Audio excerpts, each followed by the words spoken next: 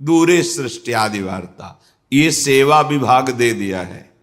भगवान विष्णु की नाभि कमल से ब्रह्मा, ब्रह्मा जी की भ्रकुटी से रुद्रावतार, पालन, सृजन, विनाश, सतोगुण, रजोगुण, तमोगुण के द्वारा अनंत लीलाएं। पर आप निकुंज में रसमयी प्रेममयी क्रीड़ा करते हुए अपने प्रेमियों के संग महासुख की वर्षा करते, स्वानंदिक विलासवान। तो जो इनके चरणों का आश्रय ले लेता है उसे अन्य किसी के आश्रय की जरूरत नहीं पड़ती, क्योंकि जितनी शक्तियां हैं, जितनी सिद्धियां हैं, सब इन्हीं के चरणों से प्रकाशित हैं। जो ऐसा नहीं जानते तो कभी कभी प्रश्न आते हैं कि प्रिया प्रीतम तो अत्यंत सुकुमार हैं, जैसे हमें रक्षा की जरूरत है तो अमुक देवता या अमुक ऐसा। जब मूल में जल चढ़ा दिया तो डाल में, पत्ते में, पुष्प में, सब में पहुंच गया। सबके मूल निकुंज बिहारी लालजू महाराज हैं। गीता जी में स्वयं कहते हैं, ऊर्ध मूल मधा शाखा मस्वत्थम प्राहुरव्ययम, मैं सबका मूल हूं। परब्रह्म की प्रतिष्ठा है हमारे श्री कृष्ण, और जो ब्रजेंद्र नंदन के रूप में प्रकट हुए वही निकुंज बिहारी लालजू अपने रूप से प्रकट हुए हैं। उपासक को अन्य आश्रय लेने की जरूरत नहीं है, क्योंकि अन्य कोई है ही नहीं। ये सब इन्हीं का विलास। पर जो निकुंज में विलस रहे तो दूरे सृष्टि आदि वार्ता, सृष्टि आदि वार्ता से दूर, क्योंकि सृष्टि की सेवा के लिए अंश रूप से आप विराजमान हैं भगवान विष्णु, ब्रह्मा, शिव रूप में आप ही विराजमान, दूसरा कोई नहीं। निज महापूर्णात्म शक्त्याश्रयात, इनकी आत्म शक्ति से ही यह विस्तार हुआ है। ये अपने आप को ही विस्तार को प्राप्त किए हुए हैं। संजीवत्यथ चेष्टते निज निजे कार्य तमेवाद्भुतम। आहा, ये अपने प्रेमी जनों को जीवन प्रदान करने के लिए, प्रेमी जनों का जीवन क्या है? इनकी रूप माधुरी का गान करते हुए, रूप माधुरी का अवलोकन करते हुए, इनकी चरण सेवा में अपना जीवन, तो यही उनकी संजीवनी मूर्य है। ललिता ललित बजावती बीना, गुण गावती सोई जीवन जी जय। कौन से गुण?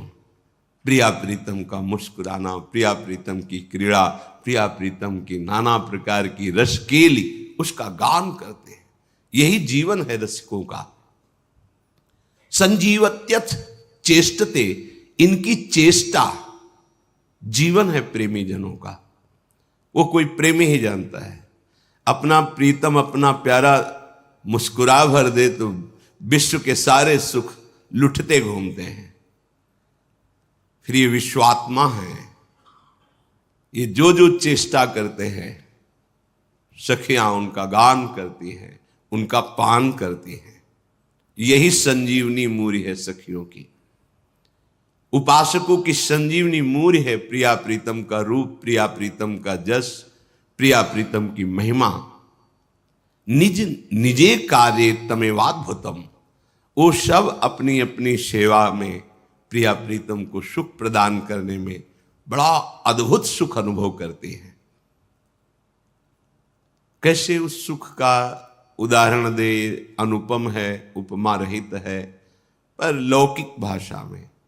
जैसे अपने अत्यंत लाडले दुलारे इकलौते बेटे को मां पवा रही है, तो जब वो बालक पाता है तो उसको कैसा सुख होता है।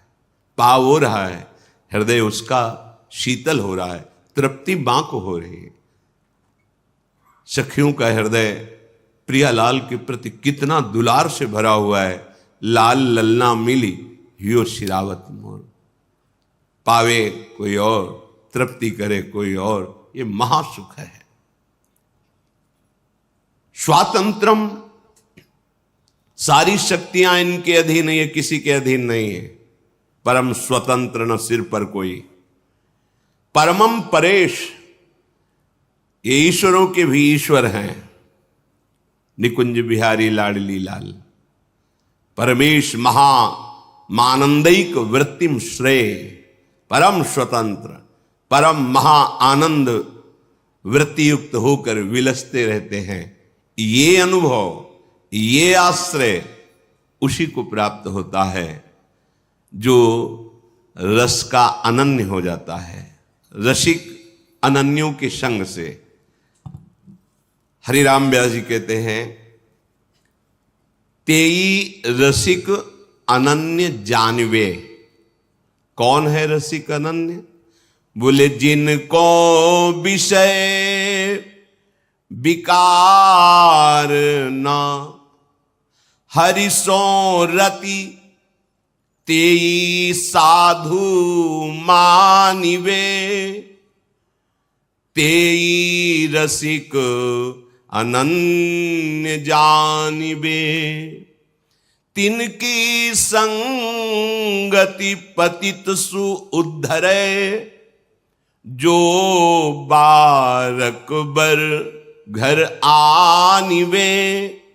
तिनके चरणों दक सो अपने, नख शिख गातिन सानिवे। तेई रसिक अनन्य जानिवे। वही रसिक अनन्य है जिनके हृदय में ये षट विकार शांत हो गए हैं, काम क्रोध लोभ मोह मद मत्सर। कैसे शांत हुए? हर्षोरति, हा हरि रा राधा। प्रिया प्रीतम के चरणार विंद में जिनकी प्रीति हो गई है, उस हृदय में ये षड विकार अपना अधिकार छोड़ देते हैं। अर्थात इन विकारों का स्फुरण ही नहीं होता। तेई साधु मानिवे, वही साधु पदवी को प्राप्त है जो निर्विकार और प्रभु के प्रेम से युक्त हृदय है। वही साधु हृदय है, वही रसिक अनन्य है। हरिराम व्यास जी कहते हैं, प्रियाजू की कृपा से ऐसे रसिकों की संगति मिले तो हमारा उद्धार हो जाए। अगर एक बार भी इनकी संगति कर ले तो व्यर्थ नहीं जाएगी। जो वारक घर आनवे, एक बार यदि इनके समीप पहुंचना हो जाए या ये हमारे समीप कृपा करके सानिध्य दे दे, एक बार का मिलना वो व्यर्थ नहीं जाएगा, आपका परम मंगल कर देगा। अगर कहीं ऐसे भगवत प्रेमी महात्मा का चरणोदक मिल जाए और रोज पीने को मिले और अपने सर पे धारण करने को मिले, नखशिख गातिन शानवे, निश्चित निश्चित बहुत जल्दी परिवर्तन होता है। भगवत बुद्धि से इनका चरणोदक उतारा जाए और पान किया जाए और माथे पे रखा जाए, सर पे रखा जाए, एक बूंद दो बूंद से वो आपके जीवन का परिवर्तन कर देगा। रघुगण जी से जड़ भरत जी कहते हैं, गृहस्थ की उपासना, शास्त्रों का स्वाध्याय, तीर्थयाटन, व्रत या अग्नि चंद्र सूर्य की उपासना आदि से ये जो हम तुम्हें तत्वबोध की उपदेश कर रहे हैं, ये नहीं होता। ये होता है महापुरुषों की चरण रज का अभिषेक करने से। रघु गणै तत्तपसा न याति न चेज्जया, न निरूपणात् गृहाद्वा न छंदसा, नैव जलाग्नि सूर्यो बिना महत्पाद रजोभिषेकम। हरिराम व्यास जी कहते, तिनके चरणोदक सो अपने, नख सिख गातन शानवे। यदि कहीं ऐसे प्रेमी महाभागवतों का चरणोदक मिल जाए पीने को और माथे पे धारण करने को, तो ये जो विकार हैं इनसे लड़ने की सामर्थ्य आ जाए, ये परास्त हो जाएंगे विकार। पर बिना महत्पाद रजोभिषेकम, ये कोई भाग्यशाली को बात समझ में आती है। और फिर कहीं कृपा हो जाए और उनको प्रसाद पवाने का सौभाग्य मिल जाए, सुंदर सुंदर भोग प्रियालाल को पवा के और उनको प्रसाद पवाने का सौभाग्य, और कहीं वो पा चुके हैं उनके पत्तल से जूठे किनके उठाकर और वो हमें पाने का सौभाग्य मिल जाए, फिर क्या कहना है। तिनकी पावन जूठन जेवत, क्या होता है, बोले तवही हरि ही आनिवे। जब रसिक महापुरुषों का उच्छिष्ट जाता है तो वो उच्छिष्ट इतना हृदय को पावन करता है। पहले चरणोदक बोले, अब उच्छिष्टामृत का प्रभाव हृदय में हरि प्रिया को प्रकाशित कर देता है। जूठन, संतों की जूठन। 4 महीने बराबर सेवा मिली। नारद जी अपने चरित्र को पूर्व के श्री कृष्ण द्वैपायन भगवान व्यास देव जी से वर्णन करते हैं कि मैं बालक था और मुझे सेवा मिली चातुर्मास्य में संतों की। तो छोटी अवस्था होने के कारण हमें बर्तन मांजने की सेवा मिलती। तो जो जूठन संतों की पात्रों में लगी होती वो छुटा के और उसे पाता और बैठकर उनकी बातें सुनता। 4 महीने के प्रभाव से ऐसे महान वृत्ति का उदय हुआ कि वही अगले जन्म में देवर्षि नारद के रूप में प्रकट हुए। स्वयं नारद जी श्रीमद् भागवत में अपने पूर्व चरित्र का वर्णन किए। 4 महीने संतों की सेवा का फल महाभागवत भगवत स्वरूप देवर्षि नारद बना दिया। तिनकी पावन जूठन जेवत तवही हरि ही आनिवे। महापुरुषों के उच्छिष्ट का बहुत बड़ा प्रभाव है। हृदय में हरि प्रिया प्रकाशित हो जाती है इनकी जूठन पाने से।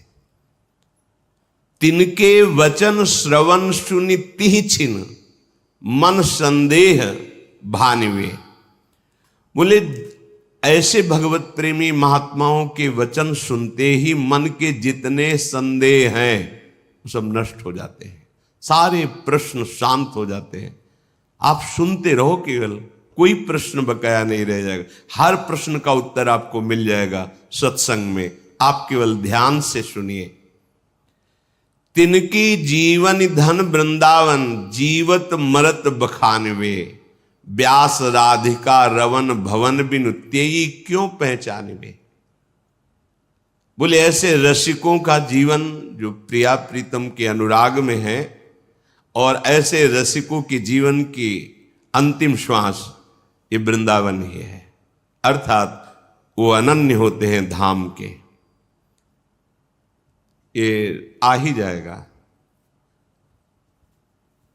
प्रीतिस्तद वसति स्थले, अपार प्रीति हो जाती जहां अपने प्यारे प्रकट हुए हैं, प्यारे लीला परायण हैं, उस भूमि में जी नहीं सकते आप। अगर प्रभु की शरणागति युगल सरकार की हो गई है तो आपको ये ब्रज धाम, ये वृंदावन धाम ऐसा प्यारा लगेगा कि अब चाहे नरक मिले, चाहे स्वर्ग मिले, चाहे परम पद मिले, इसकी मुझे कोई परवाह नहीं। चाहे अपराध लगे, अब तो हम धाम के बिना नहीं जी सकते।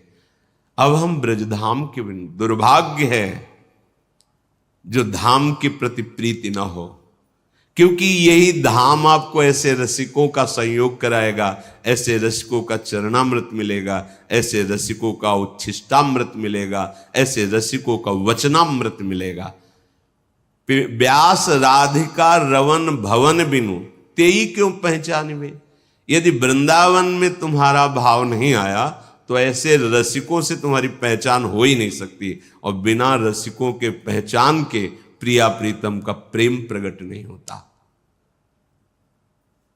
रंच मात्र प्रेम प्रकट नहीं होता। रे मन रसिकन संग बिन रंच न उपजय प्रेम। रसिक अनन्यों का मिलना दुर्लभ है। बस रसिक अनन्यों की बात मान जाए तो रस में डूब जाएगा। जाकी है उपासना ताही की वासना, ताही को नाम रूप लीला गुण गाइए। यह अनन्य परम धर्म परिपाटी, वृंदावन बसी अनत न जाइए। सोई व्यभिचारी आन कहे आन करे, ताको मुख देखे दारुण दुख पाइए। व्यास होई उपहास त्रास किए, आस अछत कित दास कहाइए। हरिराम व्यासी के जिसकी तुम्हें भगवत कृपा से गुरु प्रदत्त उपासना है मिली है, उसी के मिलन की, उसी के रूप की, उसी के गुण की, लीला की तुम्हारे हृदय में चाहत होनी चाहिए। ये चाह प्रकट हो गई तो सब चाहें नष्ट हो जाएंगी। इस एक चाह में सामर्थ्य है हर चाह को मिटा देने की। क्या? अब इस जन्म में प्रिया प्रीतम से मिलना होगा। मिलने का उपाय है निरंतर प्रिया प्रीतम का स्मरण करना, नाम जप करना, उनके लीला गुण गायन करना, उनके जनों का संग करना, उनके लिए ही कर्म करना, उनकी प्रसन्नता के लिए, उनके समर्पण के लिए सारी चेष्टाएं, तन मन वचन सब। जाकी है उपासना ताही की वासना, ताही को नाम रूप लीला गुण गाइए। यह अनन्य परम धर्म परिपाटी, यही रसिक अनन्यों का प्रेम धर्म है, यही परिपाटी है, यही मार्ग है, यही निष्ठा है कि अपने आराध्य देव के नाम रूप गुण लीला धाम के चिंतन में मगन रहे। वृंदावन धाम की उपासना धाम के प्रभाव से ही सफल होती है। जब आपको समय मिले तब धाम आइए, पर धाम का चिंतन तो आप कर सकते हैं। कई बार सत्संग में चिंतन का प्रकार बताया गया है। अगर कहीं आपको वास का सौभाग्य मिल गया है तो फिर यद्यपि मिले कोटि चिंतामणि तऊ न हाथ पसार। बड़ा दुख होता है जिस उपासक को अखंड वृंदावन धाम का संयोग बन जाता है, फिर किसी विषय इंद्रियजन्य भोगों के लिए धाम का त्याग करके, और भोगों में तब लगता है बड़ी प्रबल माया है प्रभु की, जो प्रभु के घर से घसीट ले जाती है। कब? जब कपट करोगे, छल करोगे, छुपाव करोगे, मनमानी आचरण करोगे तो घर से ले जाएगी। ये घर है, घर से खींच के ले गई, आजीवन के लिए ले गए। भाव नहीं बन सकता कभी। अब बहुत सावधान। वृंदावन बसी अनंत न जाइए। अनंत जन्मों की बिगड़ी केवल वृंदावन सुधार देगा। तुम्हारी साधना में त्रुटि हो तो भी वो तुम्हें अपने प्रभाव से परम पद प्रदान करेगा। वृंदावनी प्रभाव सुन अपनो ही गुण देत। सोई व्यभिचारी, वो व्यभिचारी है, बोलता कुछ और है, करता कुछ और है। ताको मुख देखे दारुण दुख पाइए। ऐसे लोगों का संभाषण, दर्शन, मिलन बड़ा दुख प्रदान करने वाला होता है। बहुत कपट होता है, बातें कुछ करते हैं, आचरण में कुछ होता है, चिंतन कुछ होता है। नहीं नहीं, ऐसा नहीं। जाकी है उपासना ताही की वासना, ताको ही नाम रूप लीला गुण गाए। सोई व्यभिचारी आन कहे आन करे, ताको मुख देखे दारुण दुख पाइए। ऐसों का संग नहीं करना। बोलता कुछ और है, करता कुछ और है, सोचता कुछ और है। हरिराम व्यास जी कह रहे वही व्यभिचारी है। व्यास होई उपहास, अगर ऐसों का संग करोगे या ऐसे लक्षण धारण करोगे तो तुम्हारा उपहास होगा, और वो उपहास तुम्हारे हृदय को जलाएगा, क्योंकि स्थिति तो है नहीं। तो त्रास किए, वो बड़ा तुम्हें दुख देगा, बार बार जन्म मरण संकट में फंसाएगा। अगर तुम्हें किसी अन्य व्यक्ति से भोगों से सुख की आशा है तो तुमने सुख सिंधु को जाना ही नहीं, तुम सुख सिंधु के उपासक ही नहीं हो। कहीं समुद्र की प्राप्ति होने के बाद क्षुद्र गड्ढों की आशा होती है क्या प्यास बुझाने के लिए? ये तो प्रेमामृत समुद्र है, और तुम सुख कणों के लिए विषय भोगों में अधर्माचरण युक्त जाओ। इसका मतलब है कि अभी आप बातें केवल परमानंद की करते हैं, परमानंद का भी मार्ग ही नहीं मिला आपको। अनुभूति तो बात दूर की रही। अगर तुम्हारे हृदय में भोगों की आशा है तो तुम कैसे प्रिया प्रीतम के दास हो? व्यास होई उपहास त्रास किए आस अचत, कित दास का कैसे तुम दास कहला सकते हो? श्रीपाद प्रबोधानंद जी यही बात कह रहे हैं।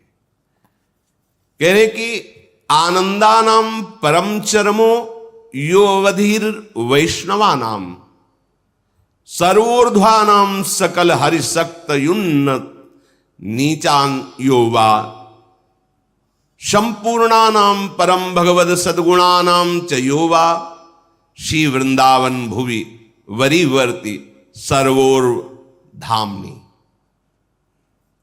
श्रीपाद कह रहे कि वैष्णव का चरम आनंद प्रदान करने वाला ये वृंदावन धाम है।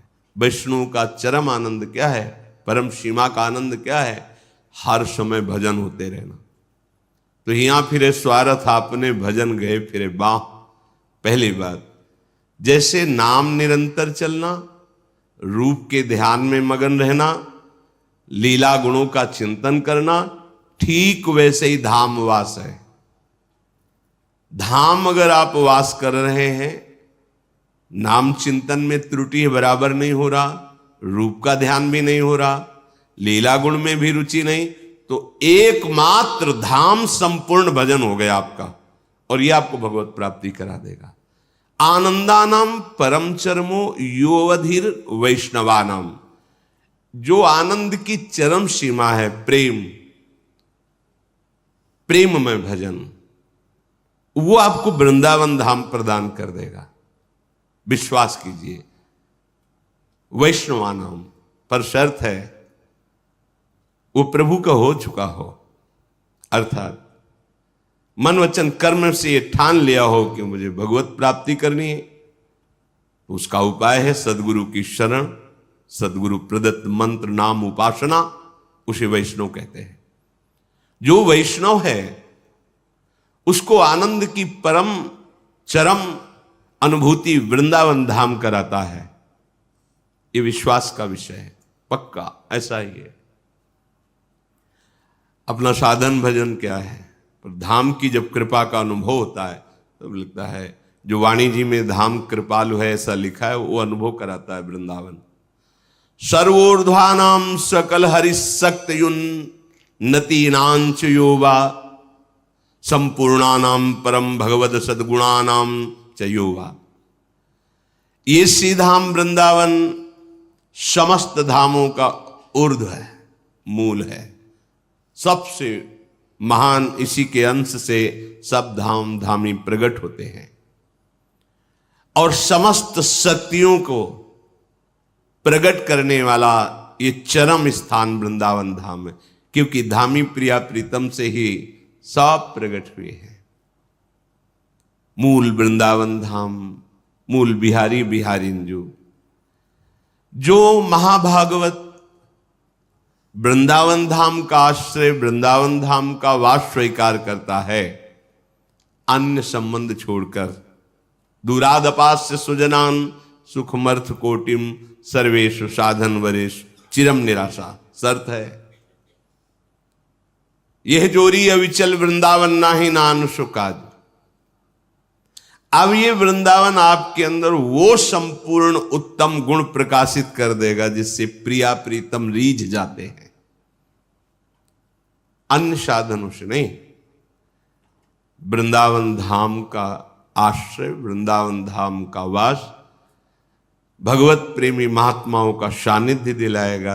चरण रज, चरणामृत, उच्छिष्टामृत, वचनामृत, इसके प्रभाव से हमारे हृदय में निर्दोष स्थिति जागृत होगी, निर्विकार स्थिति जागृत होगी। उसी निर्विकार स्थिति में प्रीति का प्रादुर्भाव, उसी प्रेम पुलकन में वो प्रिया प्रीतम की रूप माधुरी का अनुभव करता है। तो सारे सद्गुण धाम की कृपा से उसके हृदय में आ जाते हैं। इसलिए अन्य आश्रय, अन्य वार्ता, अन्य भाव त्याग करके अनन्य भाव से नाम रूप लीला धाम की उपासना में निश्चित, अगर आपकी त्रुटियां भी हैं, गलतियां भी हैं, अपराध भी हैं, तो आप चिंता मत करो।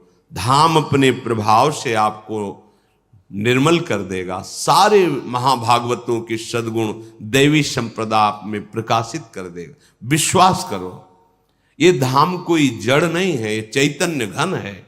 आप धाम का आश्रय लिए तो प्रिया प्रीतम सहचरियां खग मृग पशु पंछी लता यमुना रसरानी वृंदा सखी ये सब आप पर कृपा करेंगी, सब आपको उस महानता की स्थिति में पहुंचा देंगी कि इन्हीं नयनन सम सुख देखे। इन्हीं नेत्रों से आप निकुंज का सब सुख देख पाएंगे इनकी कृपा से। इसलिए धीरे धीरे वृत्तियों को अनन्यता की तरफ ले चलो। जाकी है उपासना ताही की वासना। रसिक मंडली में या तन को नीके ढंग लगाओ, दंपति यश गाओ हर्षाओ हित सो रीज रिझाओ। देवन को दुर्लभ नर देही तैने सहज ही पाई, मन भाई निधि पाई फिर क्यों जान बुझ बिसराई। एक अहमता ममता ये जग में है दुखदाई, ये जब श्री जी की ओर लगे तो होत परम सुखदाई। तात मात सुत दार देह में मति अर्जय मति मंदा, हित किशोर को होए चकोर तू लख वृंदावन चंदा। सीधी बात, रसिक मंडली में या तन को नीके ढंग लगाओ, दंपति यश गाओ हर्षाओ हित सो रीझ रिझाओ।